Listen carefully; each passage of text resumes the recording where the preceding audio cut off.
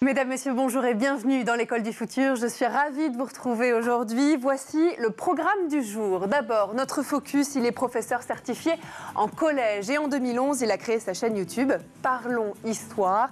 Et depuis, le nombre d'abonnés ne cesse d'augmenter. Vous allez voir, il est notre focus du jour. Il s'appelle Baptiste Cornabas et on découvre son portrait dans un instant. Et puis, elle a une idée derrière la tech, toujours. Dorit Naon est avec nous aujourd'hui en plateau. Bonjour Dorit, ça va? Hello, ça va et vous? Mais oui, ça va très bien. Je suis ravie de vous retrouver aussi. Quel va être l'objet de votre chronique aujourd'hui? Aujourd'hui, on va parler du conformisme social. On voit ça dans un instant. Et puis, c'est notre grande question du jour. On connaît évidemment la pomme de Newton, Galilée au sommet de la tour de Pise ou encore le célèbre Eureka qui aurait été lancé par Archimède depuis sa baignoire. Et pourtant, figurez-vous qu'aucune pomme n'est jamais tombée sur la tête de Newton. Galilée n'a jamais emprunté les escaliers de la célèbre tour de Pise et Archimède n'aurait jamais crié son fameux Eureka. On va essayer de comprendre pourquoi avec notre invité aujourd'hui. Il s'appelle Antoine Oulou-Garcia, il est en duplex dans l'émission. Bonjour Antoine. Bonjour. Soyez le bienvenu dans l'émission. Vous enseignez la théorie politique à l'université de Trente en Italie, l'histoire des idées politiques à l'Institut du management public et politique de Paris. Vous avez notamment obtenu le prix Tangente du livre en 2019 et vous venez surtout aujourd'hui nous parler de ce nouvel ouvrage que vous venez de publier Et la pomme ne tomba pas sur la tête de Newton. On en parle dans un instant, juste après le focus. Le cadre scolaire ne lui permettait pas d'explorer tous les recoins de sa créativité. Alors pour y remédier, Baptiste Cornabas a créé sa chaîne YouTube Parlons Histoire. Il y aborde notamment des sujets du programme scolaire, mais un peu plus en profondeur, vous allez le voir. On en découvre une partie avec Jean Martignot aujourd'hui. Ici c'est Baptiste et il est temps de parler histoire.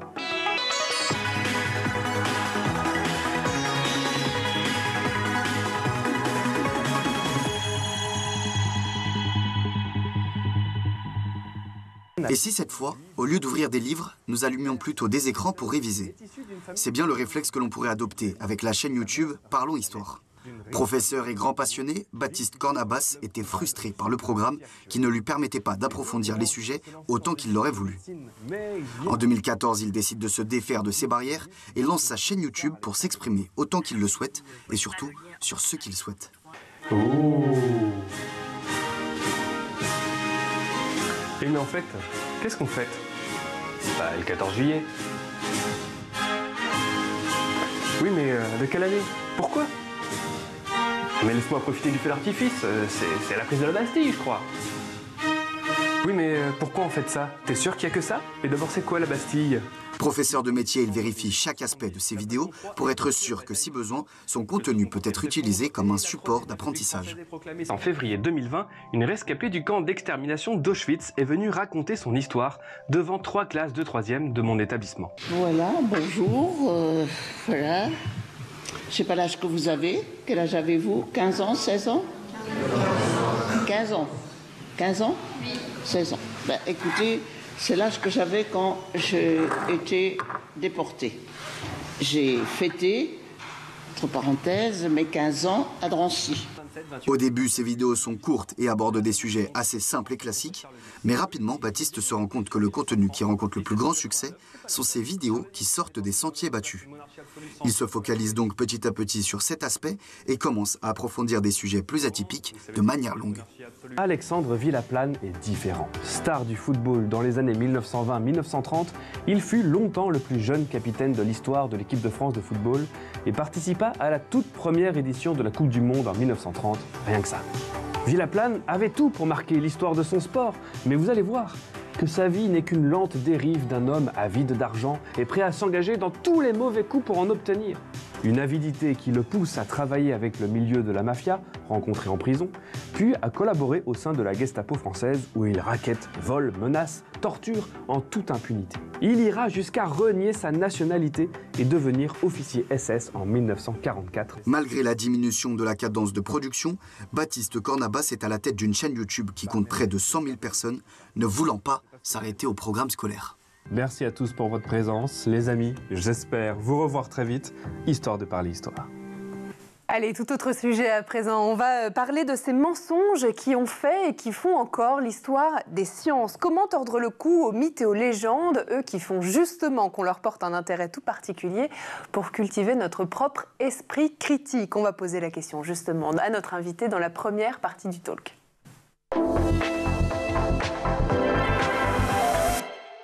Et donc aujourd'hui à nos côtés pour en parler en duplex, Antoine Oulou Garcia. Je rappelle que vous êtes auteur de ce livre notamment, Et la pomme ne tomba pas sur la tête de Newton chez Albin Michel. Vous êtes aussi chercheur associé à l'EHESS et fondateur de la chaîne YouTube, vous aussi une chaîne YouTube Arithmantique. Vous publiez donc cet ouvrage particulièrement intéressant, pédagogique et ludique aussi, dans lequel vous exposez les mythes qui ont fait et qui font encore l'histoire des sciences. Vous nous montrez avec votre livre qu'en fait les fake news dont on parle beaucoup dernièrement, ces fausses informations concernent aussi et surtout le domaine des sciences, de leur histoire, et qu'elles sont de plus en plus nombreuses aujourd'hui, Antoine. Oui, effectivement, les fake news scientifiques, elles ont un passé très lointain. On en a déjà énormément dans l'Antiquité, qu'elles concernent Pythagore, Archimède par exemple, de façon plus récente avec Newton ou encore Einstein, ou Marie Curie, pour n'en citer que quelques-uns. Et c'est vrai qu'elles pullulent, elles sont très très importantes et elles ont un impact aussi sur notre compréhension de la science en tant que citoyen d'une démocratie. Je pense que c'est un sujet important à saisir. Quelles sont donc ces légendes? Évidemment, je ne veux pas raconter tout ce que vous dites dans votre livre, Antoine, mais quelles sont ces légendes qu'on raconte autour des sciences et qui sont en réalité complètement fausses? On peut peut-être commencer par le fameux Eureka qu'aurait crié Archimède dans sa baignoire. Oui, effectivement. Donc, l'histoire est relativement célèbre. Elle est très souvent illustrée. Donc, Archimède prend un bain, s'écrit Eureka, c'est-à-dire j'ai trouvé en grec, en s'apercevant que le niveau de l'eau monte à mesure qu'il immerge son corps. Alors ça nous est raconté en fait pas par Archimède, c'est déjà un premier indice que peut-être l'histoire n'est pas tout à fait vraie. Ça nous est raconté par quelqu'un qui s'appelle Vitruve, qui est un architecte romain qui vit 250 ans après Archimède. Donc imaginez si vous racontez un truc 250 ans après à propos de quelqu'un sans avoir de source entre les deux. Il y a quand même peu de chances que ce soit vrai.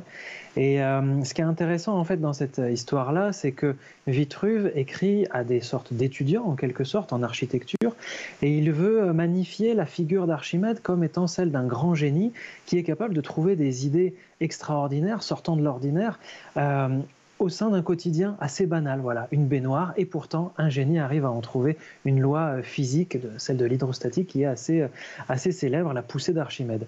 En fait, quand Vitruve fait ça, son idée c'est de dire je ne vais pas faire la biographie scientifique d'Archimède comme nous on la ferait aujourd'hui, mais au contraire je vais faire une sorte de légende autour d'Archimède pour valoriser ce personnage comme un idéal à suivre. Donc Vitruve il est parfaitement conscient qu'il invente une histoire, sauf qu'aujourd'hui nous, quand on la lit, on a l'impression que c'est une histoire vraie. Cette idée-là, Antoine, on y croit. Pourquoi? Parce qu'elle est géniale, parce qu'on en rêve, parce qu'elle embellit aussi l'histoire réelle, c'est ça? Mais oui, effectivement, elle est très jolie, elle est très scénarisée, elle est rigolote. Alors ça aussi, ça nous parle parce que du coup, un grand génie mathématique comme Archimède, l'imaginer voilà, tout nu dans son bain, c'est rigolo et du coup, ça nous humanise. Ce qui nous fait peur dans le génie scientifique, on a souvent l'impression que le génie scientifique nous échappe, que ça ne pourra jamais nous appartenir, que c'est trop compliqué. Et là, en faisant ces petites histoires-là, de même que la pomme qui tomberait sur la tête de Newton, voilà, c'est marrant, ça nous donne l'impression que nous aussi, peut-être, si on prend un bain, si on s'allonge sous un pommier, peut-être qu'on pourra avoir une idée géniale. C'est pour ça qu'on y croit aussi beaucoup.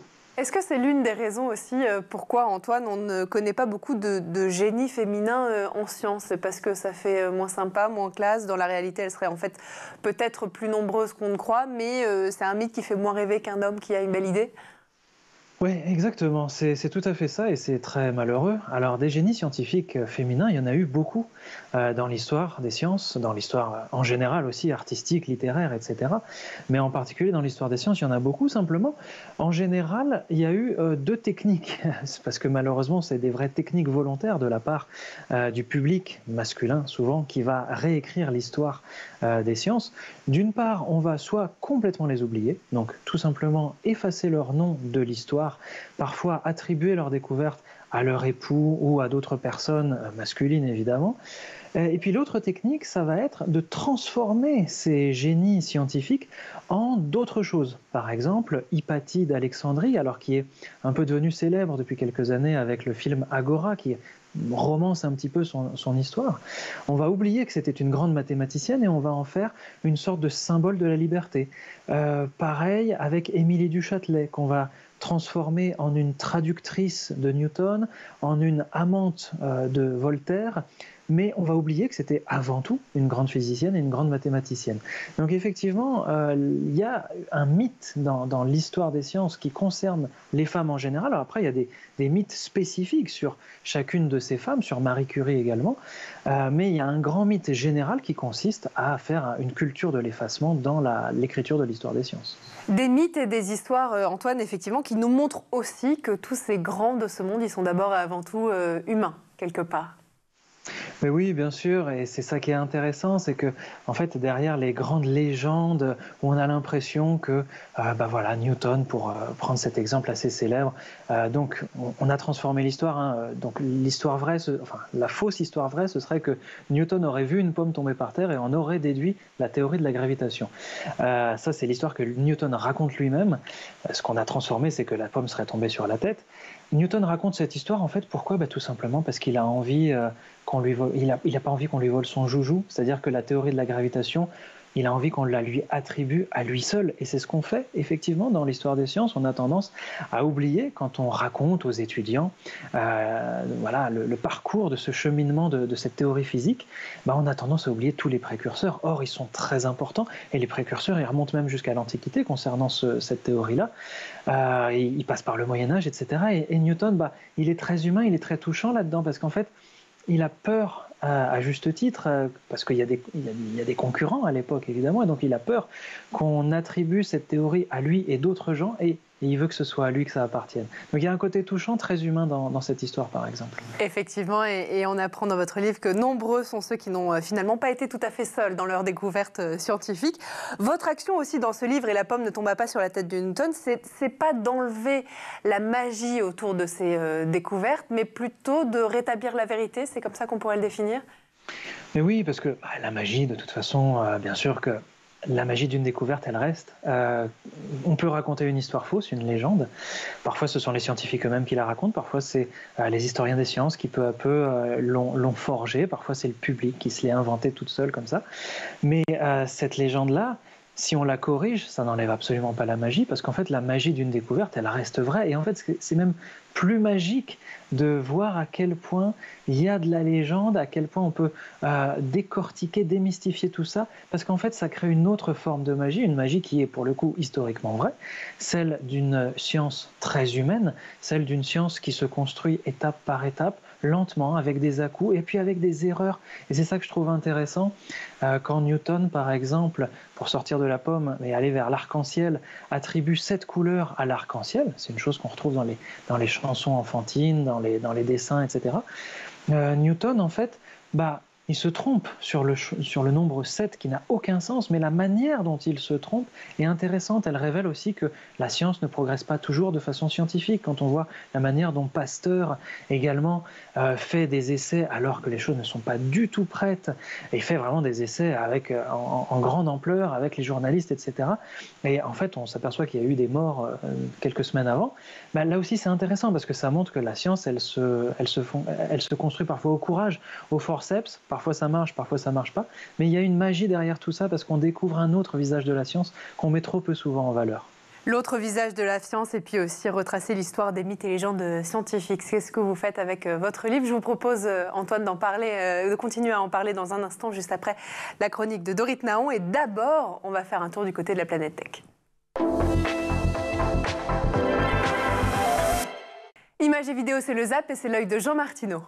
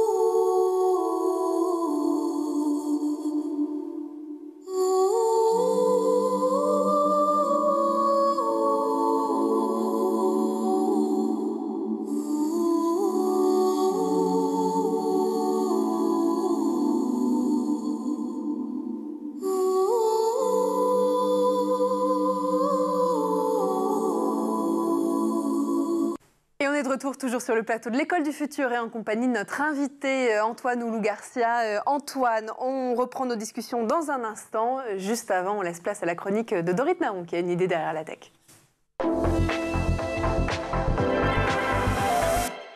Dorit, aujourd'hui avec vous, on va parler du conformisme social. Ça veut dire quoi ? C'est le fait d'être influencé par ce que la société ou les gens attendent de nous. On appelle ça aussi l'effet mouton. Donc être influencé par l'extérieur pour diriger sa propre vie.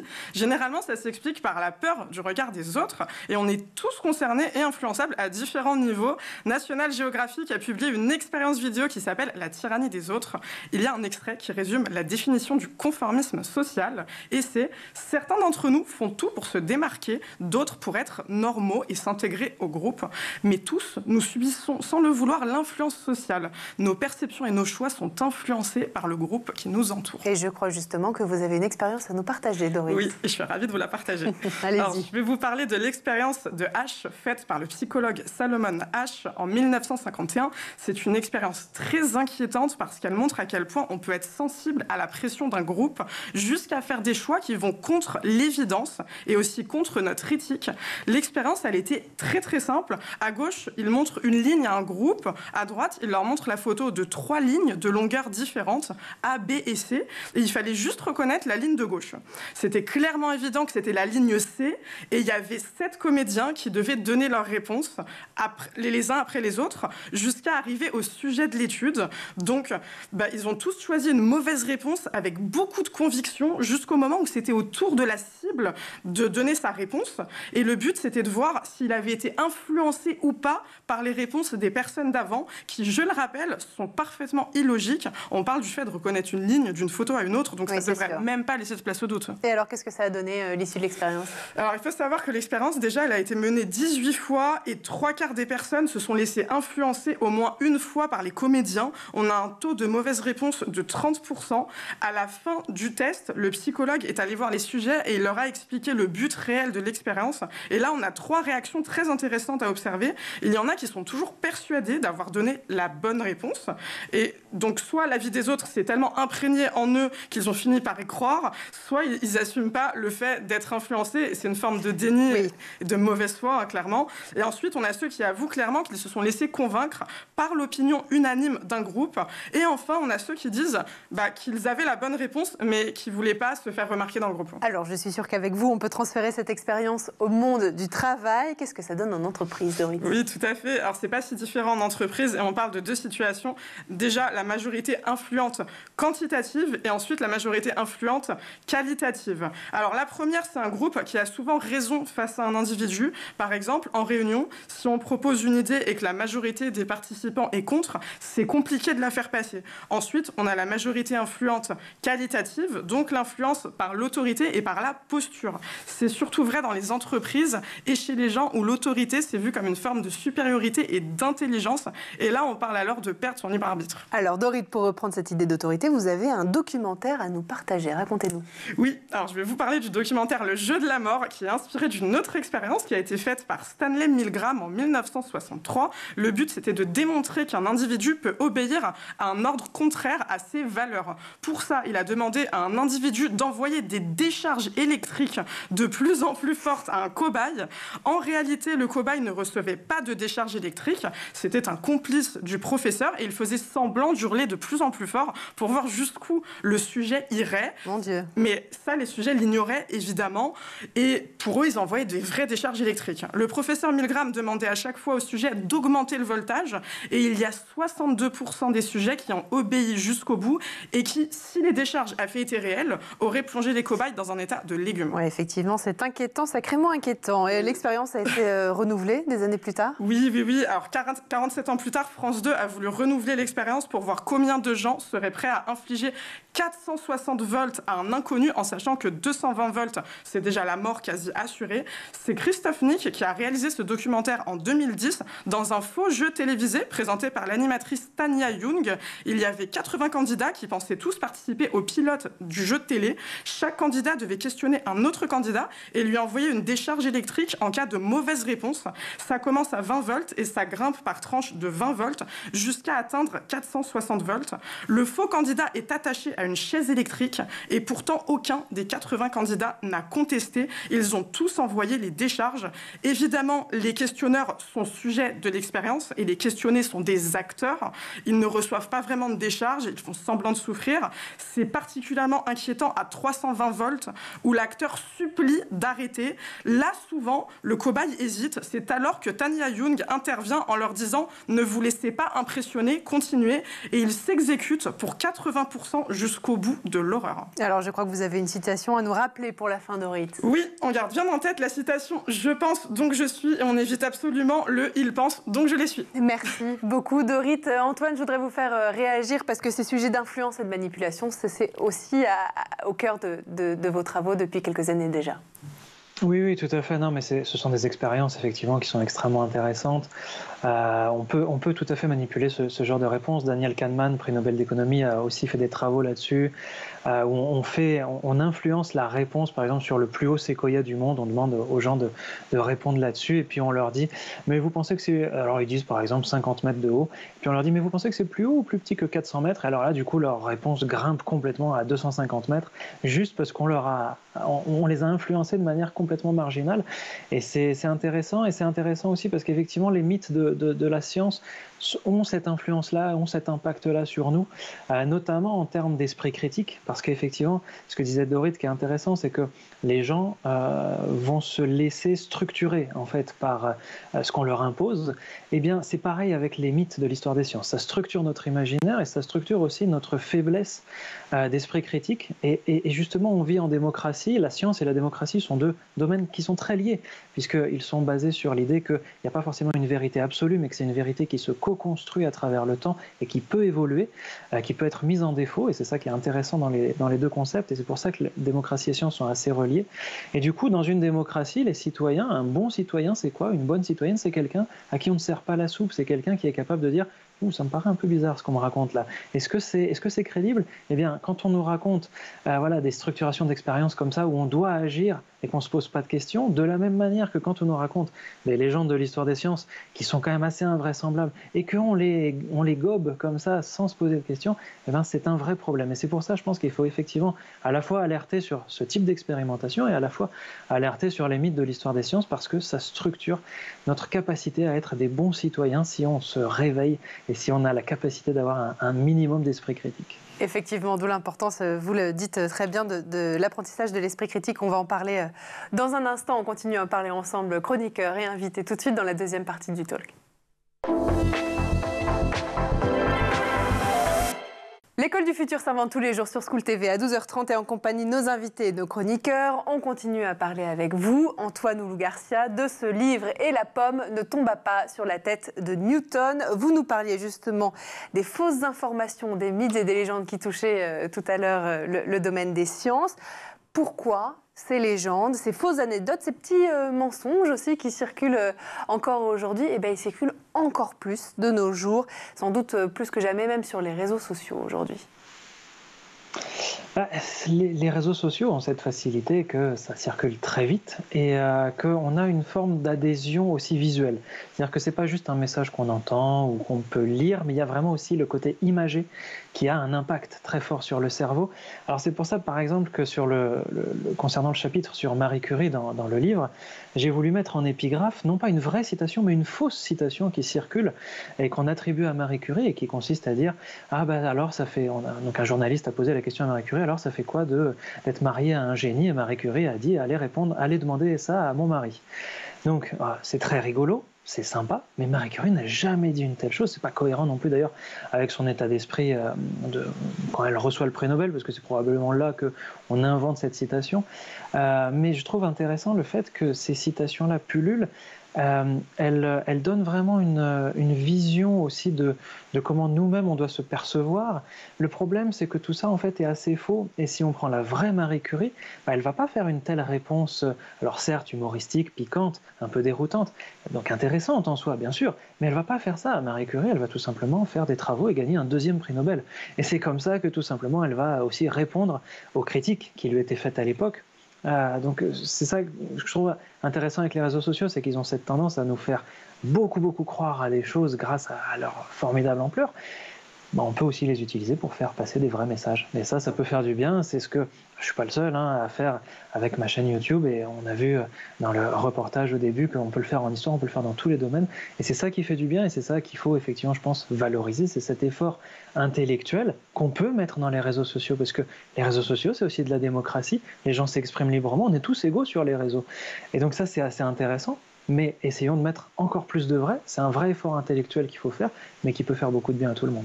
Avec un besoin, j'ai envie de vous dire aussi, Antoine, de sensibilisation des jeunes à ces questions, notamment à leur apprendre à mieux décrypter les informations qu'ils voient, les sensibiliser à l'esprit critique.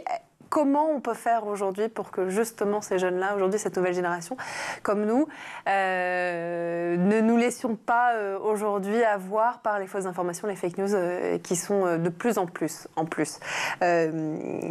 publiées sur les réseaux sociaux, avec, j'en perds mes mots, avec l'essor de l'intelligence artificielle.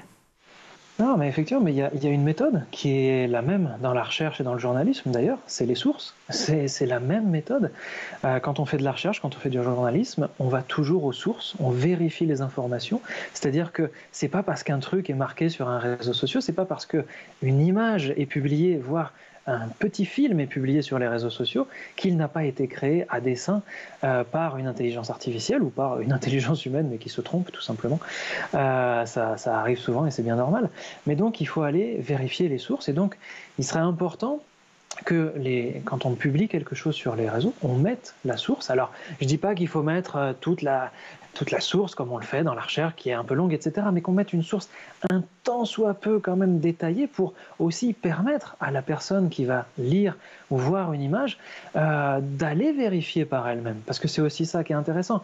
Là encore, quand on veut forger l'esprit critique, et notamment des plus jeunes, l'idée, c'est pas de servir la soupe en disant bon, ben voilà la référence, donc c'est vrai. Non, c'est aussi d'inciter à aller vérifier soi-même la source, et comme ça, les plus jeunes s'habituent à se dire bon, moi j'ai lu un truc, et c'est pas parce que c'est écrit dans un livre que c'est vrai. Je peux aussi aller le vérifier. Voyons si dans le livre, il y a moyen d'accéder à la source, si dans les notes, en fin de volume, il y a des références à ça, ou bien si c'est cité sans aucune référence, bon, bah là déjà, on sent qu'on est moins en droit d'y croire. Est-ce que vous pensez aussi que plus les jeunes passent de temps sur les réseaux sociaux, plus ils ont tendance à croire en des théories complotistes, par exemple ? C'est compliqué à dire. Les théories complotistes, elles existent depuis très longtemps.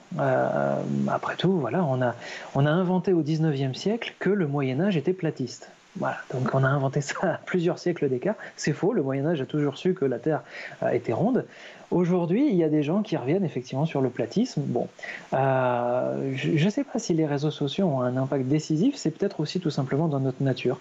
Il faut aussi l'admettre et l'assumer. On aime bien le complot, c'est croustillant, ça nous parle.